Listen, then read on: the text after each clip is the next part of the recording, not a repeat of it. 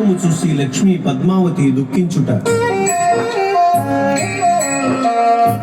ఇవలు ఇద్దరు వెనుకకు చూడ స్వామి కానరాడాయే.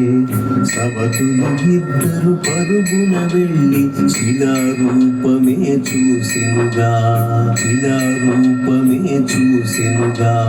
చలనము లేని స్వామిని గాంచి పలుకే లేని పతినే చూసి పదముల చెంతని శిరమును వాల్చి గోడు గోడునా విలపించెనుగా, గోడు గోడునా విలపించెనుగా, గోడు గోడునా విలపించెనుగా.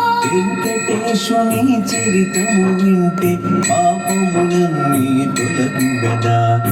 ఏడు కొండలు ఎక్కినంతనే మనసే పరమశంభుగదా.